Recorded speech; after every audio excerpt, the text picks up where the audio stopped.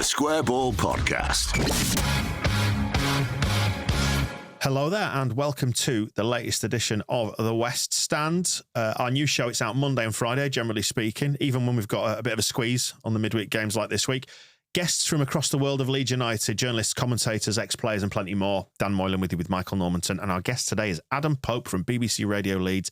And I understand you have a thing called a podcast as well. We do, invented by yourselves. We only copy you, don't we? We only walk where Jake Humphrey stood on the shoulders of giants. Exactly. What a guy. Poppy, lovely to have you along. Do you want to give a plug to the podcast? It's Don't Go to Bed Just Yet is the podcast with myself, Johnny Buchan, and Kaiser Chief bassist Simon Ricks. Who's coming on the show again. He came on a couple of weeks ago to plug something Kaiser's related. It got delayed, but he's coming on in the next week or two as well, so look out for Simon. And it's out Mondays. It is out Mondays, yes. And a special edition this week. You're too damn good to us, Poppy. But let's get on to business here. And you are fresh back from Norwich, heading up to Sunderland for the weekend. We'll talk about the games in a second. I'm keen to find out as well what this week has been like from your perspective, because we experience it as fans, as you know, we do our podcasts here from Leeds, but you're on the road a lot this week, and there are two press conferences. There's the post-match press conferences, the games themselves that you're commentating on. How's your week been this week from a professional commentator's point of view? Disrupted by other things, which I'm sure never happened to the likes of Alan Green and Mike Ingham and all these sort of celebrated commentators from the BBC in recent times. But night before we go to Norwich, electricity power cut, only house in the road that loses all electricity, and a leak in the extension. So that was how preparation for Norwich started, which included, whilst at work, phone call from lovely Mrs. P to say we've got no power and we've got a flood in the extension. So that's how it started. So yeah, prep wasn't great, to be honest. And then with the road dug up outside the front door, I'm like going, bye, off to Norwich. Yeah. All the best. Candles are lit. Wasn't romantic, but and all that sort of stuff. So yeah, it's been a bit disruptive from a personal point of view. But yeah, these ones are logistically, Dan and Michael, yeah, you've got to plan around it. You've got to plan, obviously when the presser is, that was Monday. And he's always good, Dan, because he always does one. I don't think he really wants to have to do one all the time, but especially the day for a game. He can talk, can't he? Well, funny enough, the lads at Norwich, when we were down there, the press corps there, they said when he did his post-match after the game on Tuesday night, they said he still likes a long press conference, doesn't he? So for a man who doesn't, I think, profess really to like doing them, he's really good in them in terms of giving you quite a lot. So yeah, you're planning your press conference pre and post, and obviously make sure you get everything, all your logistics, all your wires together and everything, and that you get there on time. And I've found over the years I've been doing this, you have to leave more and more time, because roads are getting worse. It's just more difficult, So, and fans will be listening and they'll be going, yeah, we know what that's like. We're working, we've got to get coaches and stuff like that. But you have to, otherwise you're in real danger of not making it. It's all that planning and just making sure that you've got enough content to go on the shows beforehand as well. Because we're on out for a couple of hours before, kick-off, aren't we, normally? Does the BBC still have the private jet just on standby all times for you then? Obs. But still has the same expense system from about 25 years ago, which means that you might have a private jet, but you just can't buy a meal when you get the other end. Yeah, so no. Shocking. So what time did you set off then for Norwich? So what do we do Norwich? So I had my hair cut in the morning. Right. And then I picked up my colleague Louis at around about 10:30.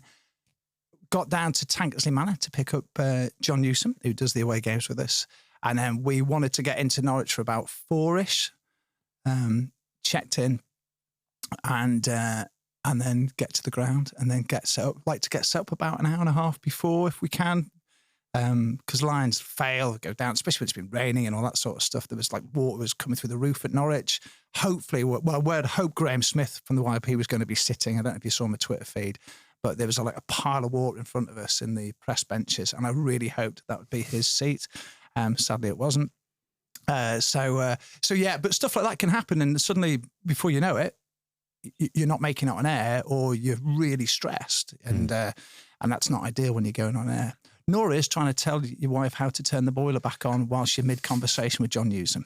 So, on WhatsApp. It's real life and work, isn't it? It happens to absolutely everybody. So does that allow you much time for doing prep in terms of research about the opposition? Because I think we're quite comfortable in saying we don't care about any of our opponents or anything in the Championship, but I don't think you're afforded that same luxury. Earlier on, when we were trying to think of a Sunderland player, we came up with Niall Quinn and Kevin Phillips, didn't we? So it's a little bit dated. Yeah, Clive Walker, I'm going back to. Funny enough, so I've changed the way I approach the prep. What I try and do is, so if the game's on a Saturday, I'll try and update all my notes, my stats, who's played, and get the opposition for the next game by Monday. So it's sort of already in my head, ahead of the next game, whether that be Tuesday, Wednesday, Friday, or Saturday, what have you. So I try and do that. Obviously, this week's a little bit disruptive because we had the game on the Tuesday against Norwich. So coming into Sunderland, we're sitting here Thursday, so I'll be doing prep Thursday and probably into Friday morning ahead of Friday night. So, but I try and get it in quicker, if you like. So I'm building up a picture as the week goes on. You don't have to spend millions of time on the opposition, but yeah, you need to know who you're talking about. But it's interesting what you say about Sunderland. Yeah, it's like, oh, it's the other Bellingham, isn't it? Yeah, right, okay, got that one. Luke 9, is that how you pronounce it? Yeah. And then I'm thinking, oh gosh, how do I pronounce this guy? I did him last year, I can't remember. Speak to the other commentators, try and make sure I get pronunciations right and stuff like that. Yeah, all that. So that starts quite early in the week. Yeah, so it's about pronunciations, positions, goals. Are you acquiring stats and things like that? Because you don't strike me as a very kind of, like, you see some of the commentators on TV, or rather you hear them, and there are anecdotes and stats that get trotted out. Are you a little bit more organic in your delivery? You always strike me as that, rather than going, and that's his 15th goal and his 10th assist and all that kind of thing. I have a list which has, say, you'll have appearances, it'll have goals this season, total goals for Leeds, yellow cards, red, all that sort of stuff, subs appearances, contract length, that sort of thing. And I update that continually, obviously date of birth, all that sort of stuff. Send the birthday cards, obviously. Yeah, obviously, yeah. And then, so I don't go big on, this is their, like XG or stuff like, XG, all that sort of stuff. I leave that to people that know better. Johnny Coopers, you guys are really good on that sort of stuff. Well, I mean, we're not. I don't, but we just look on FOTMob. We read it off an app. I couldn't get, I got XG the wrong way around. I thought, like, the lower the number, the worse it was, or something, or the goals again, or whatever. I don't know. Yeah, I just got the wrong way around. Like the pop charts, the lower the number, the better. Yeah, so I was like, no, it's not for me, that. So, no, you're right. I'm much more, if there's a milestone, I'd like to be across that. So if it's his 100th goal or, 150th or 50th appearance or something like that, I like to be on that, because that sounds quite good on the archive after you've done it. And, oh yeah, Patrick Bamford's got his 67th injury this season. Oh, sounds quite good in the archive, as opposed to, not being there at these great moments. So so you have those in mind. But no, I don't go big on the stats, because I just think people want a feel for the game and the occasion. I think they do, than knowing whether it's the 15th time it's been a sunny day when we played Sunderland at the Stadium of Light, which is what some people like to do. Is it any more complex than just telling people what you're seeing? Basically, it's this, Dan. I was told, score and where's the ball, and everything else is furniture. And if we can make the furniture sound nice and hopefully accurate, then that's good. But that's the starting point, because I don't think there's anything more maddening if you guys are listening to me or whoever you're listening to, and you get in your car or whatever, you put radio on, whatever, and you've got no idea for 5 minutes whether Leeds are drawing, winning, losing, what have you. I think it's infuriating. So that's it. For me, those are the two important things. Bit of branding, obviously, who you're listening to. Don't assume people know who you are or what they're listening to, and then just describing as best you can to people who are essentially blind and accuse me of being so as well. Well, yeah. So Friday then, what's that looking like from your point of view? Then, what time will you be setting off there for the 8 o'clock kickoff? Yeah, so we've got picking Catherine Hannah up on the way. And John Newsom will join us. So he'll drive up from where he lives, Sheffield way. And then, we'll be probably up there by about 4-ish, I would have thought. So kickoff's like 8, isn't it? But we're on air. Catherine's on air from 6. So, again, same scenario, just leave enough time to make sure that whacking the Keep table. whacking the table. Yeah, just You're getting passionate and waving the arms around. Yeah, just to make sure we've got enough time. So the trick is then to have that show sorted beforehand, because we've obviously got a weekend of sport with the other sides playing as well. So it's not, believe it or not just about Leeds United. I can genuinely buy into it, because I used to do the drive time show in Newcastle, and even though I knew I was leaving at like 12 or 1 o'clock for a 4 o'clock show, which is a little bit of a tighter turnaround, I always used to have constant anxiety about making it there on time. I think I only ever missed one show because of like an accident on the A1 and the A19. She got 2 options for going up that way. And but yeah, I can remember living in a constant state of anxiety about not making it for the start of the show, but it only ever happened once in 5 years. That's amazing. I mean, it's true. You do live in a state of fear that you're going to. I have dreams about not making it. You have dreams where you are outside the stadium. Stress dreams. Yeah, and you're outside the stadium, and like you've got your kit, and you can't park, you can't get there, and you're running out of time, and then I'm not going to make it, and it's the biggest game, it's the playoff final. You get dreams like that every now and again. Oh, I do anyway. So yes, and it's I'd say it's the most stressful part of the job. People say just going on the radio must be really stressful. You get used to it like any job, but yeah, the things going wrong and the potential for things to go, and it's mad things that happen. I mean, me and Eddie Gray once, we went down to West Brom, and for some reason we ended up taking the toll road off the M6. I think it'd be quicker. And BBC expenses. Yeah. What's a fiver? Just run it through on the taxpayer. And then when we missed the junction for West Brom, which is pretty much the first one off the M5, if I remember rightly, and suddenly we're heading down towards like Worcester and all this sort. Eddie, where are we going? So turned round, got back up. But by this time, we are really up against it. And I've got about 10 minutes to get from the car park to get for the beginning of the show. Eddie, of course, being the famous guy that he is, he's stopping signing autographs all the way up this road, up into the... So we're getting even... I said, Eddie, I'll just see you in there. Get in there. And then I realised I'd left some headphones behind. No. In the car, which is now like half a mile away. I thought, well, I can't make it. So then I got to go humbly and speak to Bates Radio and ask them very nicely if they would be able to lend us some headphones. And Michael Wade, up to his credit, did that. Yeah. Johnny Buchan, of course, said, no way. Don't help those BBC chumps out. So you can get moments, but I've never, ever missed a kickoff or anything like that. I do know some of my colleagues, not to be named, who have got 2 games, not realise it's an early kickoff. Oh, really? And I've been in the very fortunate position that it's been 0-0 at half time, and they've just been doing like brief reports for TV, and I've got away with it. Oh, wow. Because no goals have been scored, and they thought the game wasn't that important, so they didn't get a massive build-up or anything like that. So, yeah, has been known. What do you think of the current state of play at Leeds then, as we are between these 2 difficult away games and awash with injuries? We were chatting beforehand, weren't we, how you were saying just before we started recording this show that maybe Farke has been on the receiving end of some unfair criticism to a certain extent this season? Yeah, I'm not here to cheerlead for Daniel Farke, but I think objectively I can look at this and I think, not being Bielsa is going to be the stick that everybody's going to get beaten with. And I don't know for how long that's going to go on. So that's the first thing. You thought it might have died down a little bit after the Marsh, the Gracia, Big Sam stuff, but I think it's still a thing.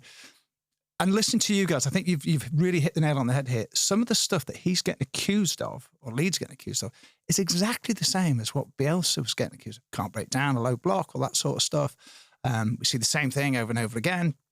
So I think it's really tough, and he seems to get an inordinate amount of stick for that. The other thing as well, you've got to look at the places that they've gone and got points. West Brom, yeah, awful game from both sides. That's a fantastic point any time of the season away from home. And I even say I put Norwich in that class as well. I think Norwich are better than last season, I thought. And it was a great, much more open game, full of mistakes as well. But so I think it's doing great on the road. At home, yeah, it could have been better at times, but, bar a bit of a random sort of stuff going on against Pompey, really. It's been a cracking start. So I mean, Pompey lost 6-1 to Stoke, didn't they, this midweek? I'm looking at, they had like 3 sent off or something. Crazy. I mean, we could have put 6 past him at Elland Road. Should have done, really. Yeah. It was one of those games, wasn't it? One of those games. So why does he get it? Like, honestly, in all objectivity, why is he getting an inordinate amount of stick? Now, I understand it. You go to Cardiff away. Now, Leeds could have beaten them 5 or 6 with 11 men against them, and they should have scored more. I get that. But they've put them to bed with no trouble whatsoever. I didn't even feel that if a long throw came in late on at 1-0 before Piro's got the second goal that they're going to concede. I didn't feel that at all. I thought they were totally in control of that game in a lot of games. You go to West Brom, you pay your good money, you don't see a great performance. I do understand that. You think, I'm not being entertained. But this is a guy who's got a formula that's worked brilliantly twice for Norwich. It almost did it last year. Freak season. This year, why won't the formula work again unless he hasn't got, good players to go? And it looks like, despite the drop, I think, in the level of the Championship, I think the drop in level of Leeds players hasn't matched the drop in the level of the Championship. That's my assessment coming into this. Now the window's shut. So I think there's enough there to be a top 2 side, definitely. So I don't understand where people are getting on his back when essentially it's a winning formula. I feel like there's still a bit of residual anger about just all of it. Yeah. And that may be like to the extent where Phil Hay leaves his job and people are cross about that. Yeah. And it's sort of like, fucking Leeds, everything's shit. Can't even keep a journalist. You're right. It's an intangible, isn't it? And I feel like there's a bit of anger towards the ownership. There's a bit of anger towards Farke still. There's a bit of anger still towards certainly some of the players. People are still angry about Jesse Marsh. It's all underpinned by the fact that we're still in the Championship. And it's one thing I will definitely agree with what Angus Kinnear said when he came and sat in here. It's because we're still down here, I think, fuels so much of the anxiety that surrounds Farke's football, because people will turn around and say, yeah, well, he got all those points last year, but he failed at the time that it actually came to be tested, and it really mattered in the form of the end of the season and then the playoff final. You had 2 bites at that cherry and you failed on both. So there's more anxiety has been attached to the style of football and his method. So when it's the start of the season like now, and we're not quite sure how it's going to look, I think if we cement ourselves in that sort of top 3 or 4 soon, I think a lot of the criticism will fall away. It'll be a case of, right, we ride this one out now until the end of the season and see where it takes us. But I think so much of the anxieties is about just being down here and not making that escape last time. And tied into post-Bielsa, nothing's as good as that. It's all this kind of, there's a bit of a soup there, I think, of all those feelings. I think for me, the feels like the functionality of what has to happen this year makes you realise that, yes, there's probably going to be 2/3 of the games are going to probably look quite similar. But if it ends up with a clean sheet and a 1-0 win or whatever, and they get over that, then that's fine. And I think there's that feeling of like, we just got to dig in here, and there's going to be like a war weariness come, April or May, and hopefully Leeds have done it in normal time by then, rather than having to go through, a playoff scenario. But I don't know about you guys. The other thing, I also find that the criticism, for whatever the reasons or whatever the feelings is brought, whether it's because Leeds are still in the Championship, there's a fear of what happens financially if they stay down again and how difficult it's going to be. But I find a lot of good things to watch in Farke's football. And I don't know whether that's just me being ultra objective, but, the clean sheet stuff, incredible. And he's doing it with 2 fullbacks who like to play as attackers rather than defenders, I would say. A goalkeeper that's gone through the mill a little bit and, still one of the best keepers, certainly at this level. Right-sided centre-back who's not really kicked on the way we probably wanted him to from last season, but the potential's there for him to be way, way better than the rest in this division. And Pascal Strout is just amazing. I think my man of the season so far. He's managing to do that. Still trying to, let's say, he's going to have to tinker with the midfield now, isn't he? And then he's had a front 4, which is still exciting, I think, even though it's quite different to last year. So. And it's just bedding in. It's really important to say that. Joseph's first season, Ramazani's just come in. Solomon, we've only seen a little bit of him, but he's still new to the squad and the team and the method. So there's been a lot of churn and a lot of change. And Nonto was kind of in and out of the side and a bit of a sub last year, and obviously started the season off a little bit unhappy. And there was that whole redemption aspect of it. But it is a kind of a forward line, an advanced forward line that's still just bedding in. And Brendan Aronson's returned, and he's now been coached by a new coach with a new method. So there's a lot of churn has happened, I think, that they've had to absorb. So I want to give them credit, but it just feels like the stakes are so high, probably mostly from a financial point of view. And there's other stuff like the stadium development. And I gather 49ers were a little bit underwhelmed by the response from the fans to the stadium announcement, which was effectively the same thing that Angus Kinnear told us when he came on here and sat in here. But it's because there were no pictures, there was no timeline. So I don't know what they expected from that announcement. It was an announcement without. It was like and you'll know this, maybe working in radio as well. One of the things I was always told in radio is you don't forward tease a forward tease. You tease something and then you pay it off. You deliver it. So you say, coming up, I'll do this, and then you do it. But what's happened is they've said, yeah, we're going to do this, which is what Angus Kinnear said when he came on. And then the 49ers have said exactly the same thing when they've made the announcement. Yeah, we're going to do this. So Kinnear forward teased the announcement by the 49ers on here, which they then said, yeah, so we're going to do this. Yeah, but when? When's the payoff? Yeah. And I think people want that payoff. So that there's done like a double tease of we're going to do this. This is great. But when? People need some substance, I think, some meat on the bones.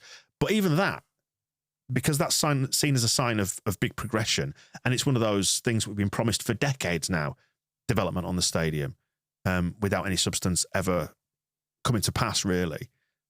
It just adds more pressure on the whole setup, I think, on the whole need to get out of here, because we know that's not going to happen until we get up. And if we're down here in another 3 years' time, that's not happening. And all this squad's gone. It's just so much weight added to everything. I think if there'd been a cost put on the stadium redevelopment as well, I think people would help, which is something I've asked about, and we've not been given a cost as how much is this whole thing going to cost? Several $100 million was the figure that I heard bandied around. So 700 million, right? Okay, that's several, not seven. Yeah. £1 billion pounds, you said. Several billion. But look at other stadiums that are being built right now that should be ready in a year's time. Look down at Bramley Moor for Everton. Starts off at best stadium in the Championship. That one, Poppy. Well, it could well be, and it's already 50% over budget and more. So this is why you don't mind Farke's football. I've remembered you're an Everton fan. It feels like an absolute breath of fresh air compared to that. Well, you just look. If it does the biz and gets Leeds up, then I'm all for it. I actually enjoy watching it because I think there's method. And the thing that I think gets really overlooked with him, he's a good coach. He makes people better. Look what he's done with George, who we never thought we'd get the money back for George, and a bit more on what was initially paid. He's got the best out of Somerville, I think. I don't think you're going to get that again, a second year running, because he'd be distraught still being in the Championship for one. And I think he maximised him, which was great. And I just, you see the development of Archie Gray. Obviously, he took that chance, and it was a great chance, and he's developed him, made him into a Premier League player, or helped make him into a Premier League player. And then there's a few others coming through, obviously Charlie Crew and all that sort of stuff. So, and you can look, Firpo's a better player in this system than he has been at all. I know he's been relatively injury free. So, you've got to say that this guy is a man who can coach youngsters and some experienced players to betterment. But, and I say this just to be devil's advocate, it's not necessarily reflective of my own view. People will say the problem is you've got the best squad in the division, or one of them, with the resources that we've got and the financial advantage that we've got with the parachute payments. It should be like that. It's not taking a squad of players like Luke Ayling, Stuart Dallas, and it's because we've got the recent comparison, and I'm talking about Bielsa again, obviously, because we haven't taken a bunch of sort of workman-like, and not journeyman's probably unfair, but just standard Championship players, what you would have thought would be standard Championship players, and elevated them into this incredible machine like Bielsa did. So it's when it doesn't stand up to comparison, I think, in some people's eyes, and maybe that's unfair. Maybe he's done a very good job in his own right, but I think it's because we've got this really recent example of somebody doing something otherworldly like Bielsa did with the likes of Stuart Dallas, made them Premier League footballers. And there's a lot of romance, I think, attached to that as well. It hit everybody right in the feels, didn't it? These ordinary players being elevated to something that they never even thought they could be. Whereas there's a certain amount of, well, of course these guys should be able to do this and this and this when you're signing. Do you feel that? 10 million. I don't necessarily feel it. I think, but I understand it. Yeah. I think there's a lot more romance, I think, attached to the Bielsa story because of where we came from and the disadvantage we had in terms of not having parachute payments to win that division without parachute payments. Doesn't happen often. No, I get you. And I think, something like a Luke Ayling, who then gets mentioned in England dispatches, doesn't he? Mentioned in dispatches with England, is incredible. Bamford gets his one and only cap, doesn't he? That stuff like that. Yeah, there is a romance, and it just shows how well it is. But I look at you look at some of the players that Farke's dealing with in the recruitment team, who I've got to say, that's 3 windows in. The signs are that they've had. It looks like this is going to have been a successful window. Some of those players still need developing. B+, I heard. Yeah, would you say B+? Yeah. I'll reserve judgment on it, Popey. I'll reserve judgment. Look, it's still early, but look, I just don't think he gets the credit for developing players. I don't. I think now looking at the squads across the division, we're getting a good idea as to who's going where. Yes, Leeds have got a really good squad still, but I don't think it's as good as last year. I really don't. It can fail as well, can having a very good squad, because you looked at Bielsa's opening game, in fact, that year Stoke had come down, and you looked at their squad on paper and you're like, that's going to go straight back up. Well, they had Afobe, McLean and Ince all bought, didn't they, that summer, didn't they, for that game? And it looked absolutely like, well, they're going to walk out of this division. And then we destroyed them on the day and it was like, oh. Have you seen the odds, as Gary Rowett said? And the same as when it was the Thomas Christensen season, wasn't it? When Grayson was in charge at Sunderland, I remember going there early in the season, and they were tipped to go straight back up as well because they'd come down in a bit of a mess, but I thought Lewis Grabban was playing for them, and McGeady. They had some on paper some really quite strong players at that level, and it completely went the other way for them because the season just got away from them. The change in manager, they had Chris Coleman in by the end, and it felt like it did fall apart. And Farke, to his credit, particularly last season more than this, did keep it together for us, and it meant we always felt like we were challenging, and in some ways it's been rewritten a bit that Somerville having and Rutte being great players was an inevitability, whereas I think probably the start of last season that wasn't actually the case. That's fair shout. You were like, well, I don't really know if these players are any good. Some of them were broken. You know, Georgie was definitely broken, wasn't he, after that first six months? So, and people forget that. I think that's the other thing. It's not like he inherited a team that had been used to, or a club that had been used to sort of that mid-table mediocrity almost that Leeds kept falling back into under a whole load of owners and managers prior to, you know, the more recent times. But then you're inheriting players that have got probably no aspirations to do anything great, maybe challenge the playoffs. That was sort of where Leeds were getting at, in my opinion. He's picked up a side that was broken and a club that had come out of the Premier League and had gone through a series of, let's say, poor choices of player designed for what Leeds were trying to do, was trying to establish them in the Premier League. So I think it's even more remarkable that he's picked up a club and turned it round in a relatively short space of time to get them challenging by the September, if we want, because let's forget last August, but by the September to have them in any sort of shape, and then to have that superb winning machine after the Christmas to put Leeds in a fantastic, and actually went top at one point, didn't they? I think it's remarkable. I really that's another reason why I don't think he gets the credit for it. And let's be honest, the players that they've bought, I mean, there's some absolute gambles there. I think, you know, he took a second division Bundesliga, you know, St. Gallen. You know, we don't know yet. I agree with you there. You need to reserve judgment on a bit of that, but Dan has not reserved judgment on Tanaka. He's declared him future Ballon d'Or winner, the best player in the world. I love how this has taken on a life of its own, just because I thought he had a good first appearance in 5 minutes. But it's become all pervading. Everybody's talking about now as he's brilliant. He's brilliant. Maybe he's good. You know, that could be the truth as well. Where did it come? Is it just because it's just because I came on? It's not Hideguchi. You want it to work more than it did with Hideguchi. I'm not taking credit for all of it, because I think he's probably been based on him looking quite tidy and doing a lot of passes statistically. It is you. But I came on this show, it was the match ball afterwards. I thought he had a really good sort of cameo debut, because he looked effective on the ball. He was always looking for it, and it just took on a life of its own from there. The sun was shining. It was 2-0 against Hull. But they were rubbish. I did say that at the time. But I thought he looked really tidy in possession, always looking for it. I was impressed. And then it was like, future Ballon d'Or winner, and it went for anyway. You're looking for things to love and cling on to, aren't you? Very much so. And it's amazing. On a serious note, it's amazing how quickly a fan base can not say fall out with a team, but not have people to love. Georgie was one of those, wasn't he? People would have had Somerville in that bracket as well, maybe. But Georgie was definitely one of those characters. I think Ramazani's got a little bit about him like that. Bit of vulnerability, but a bit of a spark, and quite a lovable thing.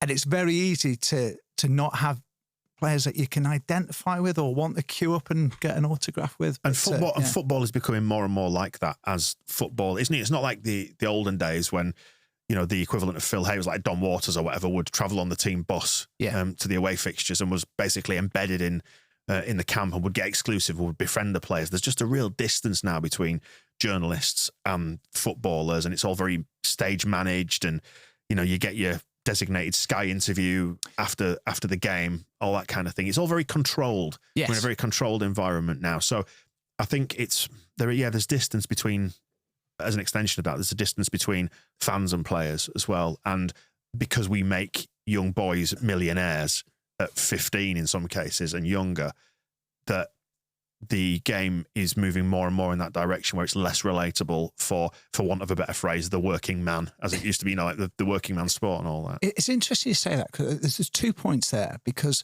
one of the jobs that obviously as a journalist to try and interview players, and hopefully as regularly as possible, one of the things we say to clubs, and I've got to say Leeds have got better at this in the last sort of year or so, I would say, is that it's not just about the 90 minutes. It's about everything else that goes on around the football, which is a huge organism, isn't it? It's we wouldn't have this without it. Exactly. I mean, people want to know everything, don't they? Want the curtain lifted, everything.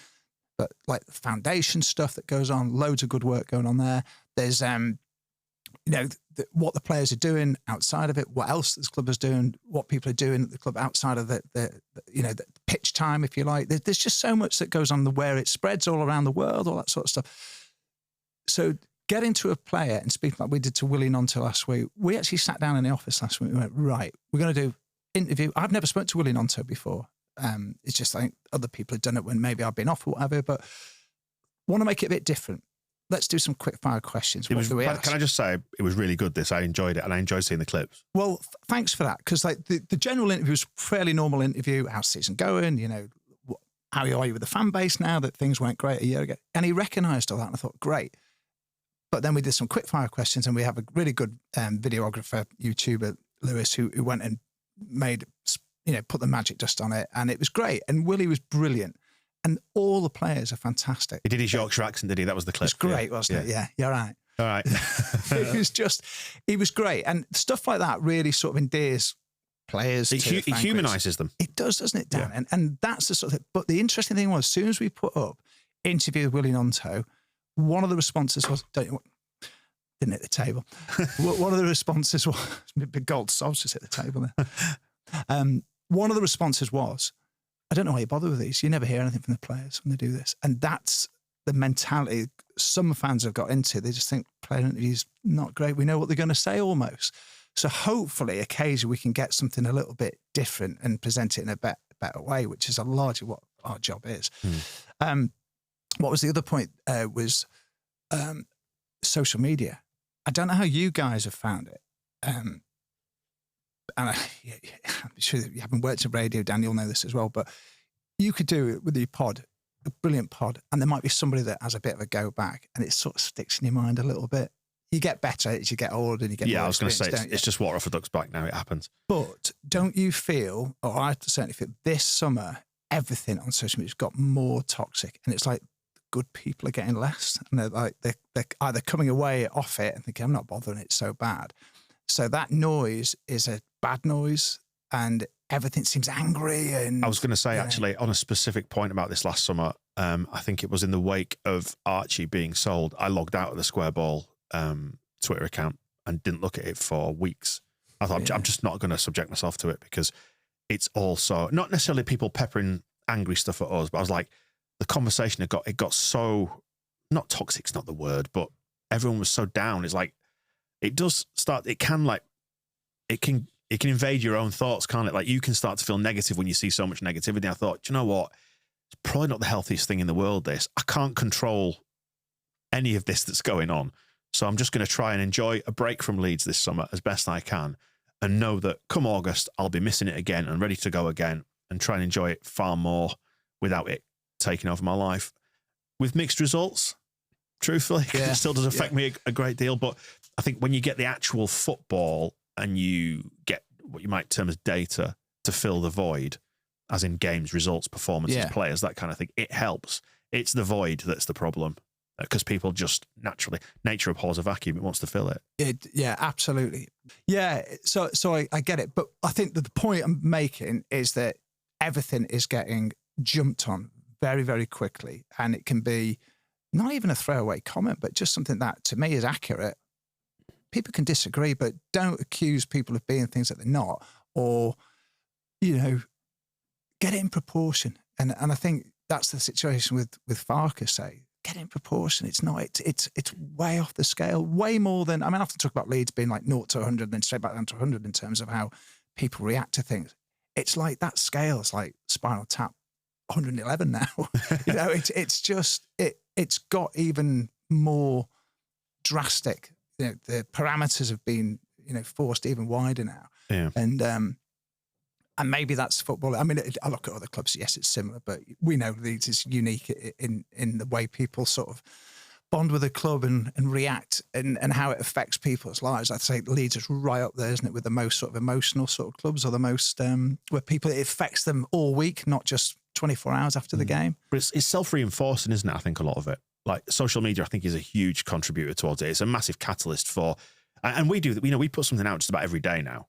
And I'm mindful that we probably play a part in that, but I think we try, where possible, to acknowledge our own psychosis in this and the fact that, I don't want it to affect me, but it does, and try and be a slightly more sensible, measured voice and acknowledge the fact that all this is just silly. It's just a game. And, we do have stupid extreme reactions sometimes, but ultimately it doesn't matter. It is only football. I will say the wider context of Twitter now looks a lot more serious than it did a decade ago, when it was, the joke of it was like telling people what you had for breakfast, and like it was meaningless, like small talk and football chat, and if you wanted to go to political stuff, it was there for you, but it wasn't sort of the standard. Whereas now it feels like there's been a change of government, which has upset people on both the left and the right. There's been riots, there's a war in the Middle East, and it's like it's all hugely negative on there.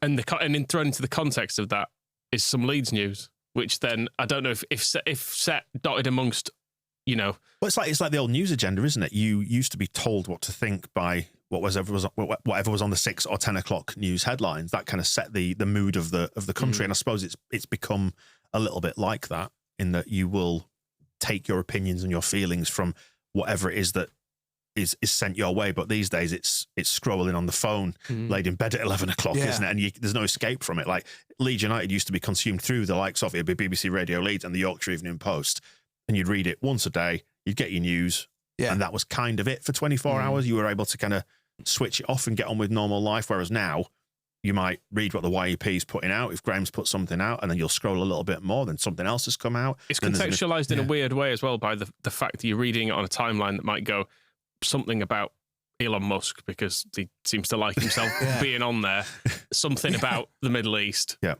something about Archie Gray, and that it's got to have an effect on how you interpret the news below it, because you go this, and then this, and these things are not all of equal weighting in the world. But as you said, the timing of it all comes together, doesn't it? So, and you get these almost awkward moments when you're broadcasting where, well, not almost, they are, and you've got to be careful, because so we get down in Norwich the other night, and no matter what personal trauma I'm going through with the electricity not working back home and trying to sort stuff out and da-da-da. Is it true that because you're a Scouser, it's just wired to the lamppost?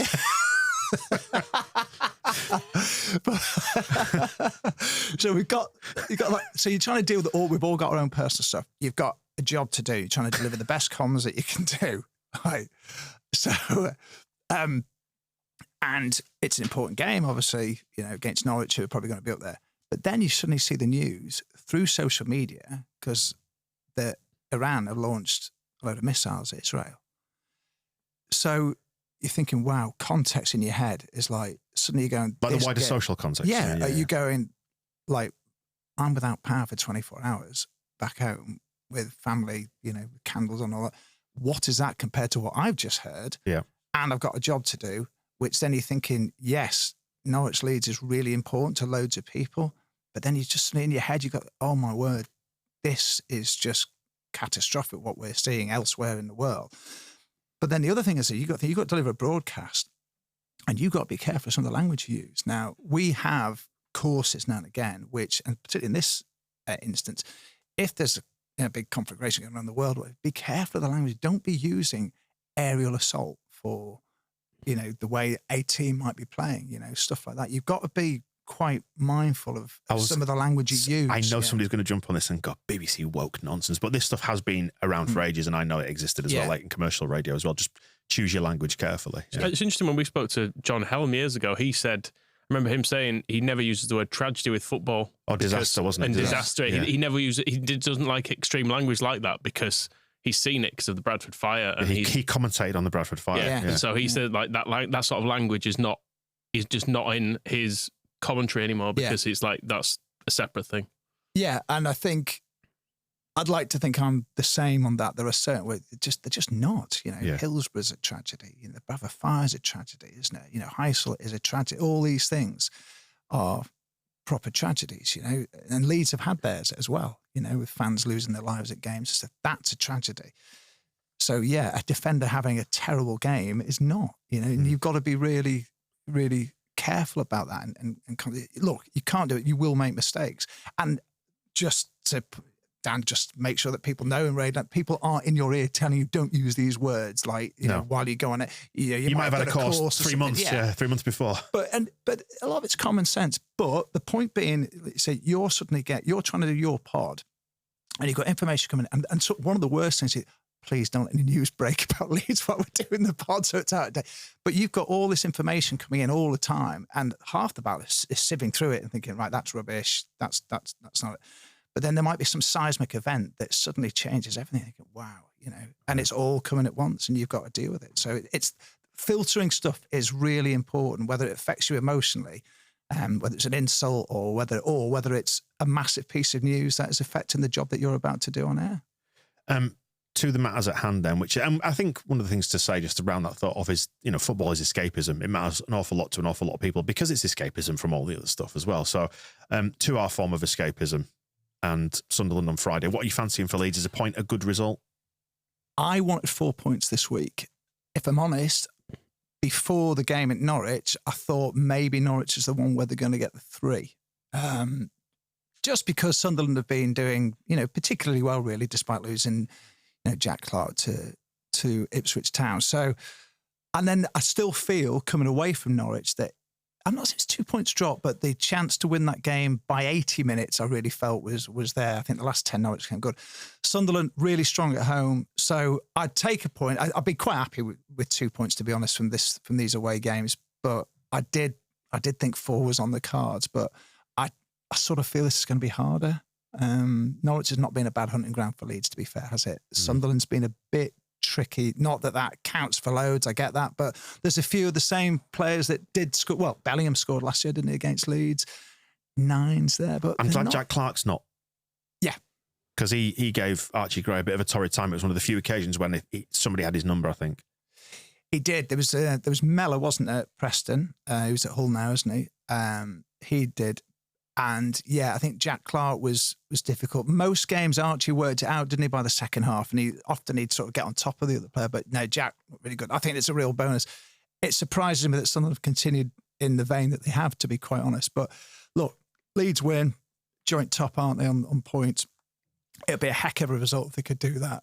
I just sort of fear that if they don't win the game, then suddenly it's all going to all pelt us on Farke again going into the international break. So, look, a point is not a bad result at all. Yeah, I think most people would appreciate it. What about you? It'll be interesting to see how he goes about this, because I think as much as people have wanted to see us be more progressive in midfield, Sunderland away is probably one of the games where if Grove and Ampadu are starting, absolutely no one complains, because you've got a tough away game. A bit of solidity is good. As it is, we're going into it with neither of them. So we'll see, I suppose. Yeah. Rothwell's got a bit about him, I think, in terms of, he gets yellow carded pretty much straight away, didn't he, the other night, wanting to prove himself. I like him forward pass. He likes to put his foot in, yeah. He does like to put his foot in, and I think your boy Al does as well. I think he showed some in the last home game. He took Rodoni out, didn't he, in the last stage, which was nice. Welcome, because he annoyed me last season, so I was glad to see. Well, his hair annoyed us, didn't it? If nothing else, and he sort of tried long shots and tried for the Hollywood goals, and he was just annoying, wasn't he? You better watch your back in Huddersfield now, Pope. I'm just looking at Sunderland's results so far. Yeah. They won at Cardiff, not a great surprise. Pumped Sheffield Wednesday 4-0. So it was 2-0 at Cardiff, 4-0 against Sheffield Wednesday. They beat Burnley at home, noticeably, in the third game of the season. Won at Portsmouth, again, which looking at the table you'd expect. Lost at Plymouth, which was one that I certainly didn't expect. Beat Middlesbrough, lost at Watford, and then beat Derby. So no huge surprises in there, I wouldn't have said. No, I think the surprise to me is that they are top. I didn't really have them as making great strides this season and being one of the front runners. Can you call anybody a front runner at the moment? People are slipping up a bit. Other than Leeds, have only lost the one because of a slip, and that's it. So it is a surprise to see them up there. But I just think everybody is. It's not much of a muchness. There's some really good sides in there. I think Leeds can win this. I do, and I think Rothwell, I'm hoping, can be a bit of a force in that midfield to help do that. I think maybe something that's gone miss from midweek was that he started off that move for the equaliser. It was he got his head up, pushed it forward into Nonta, didn't he, for Ramazani to score. So I think I've always felt he's got that bit in his game to maybe dominate a midfield more than maybe we saw last year, which was all a little bit sidewaysy, wasn't it? And then hopefully Tanaka can, be a bit more adventurous than maybe we've seen elsewhere. But the engine room. Yeah, I get the whole balance thing, and he might need that on Friday. You've got an electrifying front four on their day, and you've got two holders. I get it. The balance works. Is Tanaka going to be frustrated being that type? Do you see him more as an attacking mid than doing a defensive role? He'll do what he wants to do. Well, yeah, was Rothwell, I think, has got that sort of ratting around the midfield, hasn't he? Maybe not as quick as I'd like him to be, but got a shot away on target. I thought he was going to score. So I'm okay with that. I think there's a possibility that Leeds could get on top of Sunderland in the middle of the park, and I think that's going to be an important thing. So, but yeah, come away with a point. I'll be pretty delighted. I think they're looking good, guys. Yeah, I think so. My thoughts on this, though, it's one of those that you could see us losing quite conceivably when you look down the fixtures across the season. I don't go into this thinking I expect Leeds to be strong favourites for this and win this game. I think we're perfectly capable of doing so. I think Sunderland on the night will be capable of doing so in much the same way that Norwich were on any given day. I think at home, they're very strong at home. But I think anything that's avoiding a defeat, I think probably works best for you go me. for the coward's draw. Not the coward's draw. I'm saying I genuinely think it could go any way. If Leeds show up and put in a performance, then yeah, I think we're capable of winning it. Equally, if Sunderland do the same, they're capable of winning it. I think anything above a draw is good. I think avoid defeat, and we've had a decent week, especially with the injuries. I'd like us to go for it, though. Obviously, there's a new regime. Henry McStay, who was worked under Rob Price, they've come in, they've got, basically not a new medical team, but maybe it's a slightly different way of thinking. But the injuries they're not muscle injuries. They're all been like contact stuff, hasn't it? It's been like you can't vouch for this stuff that's been happening.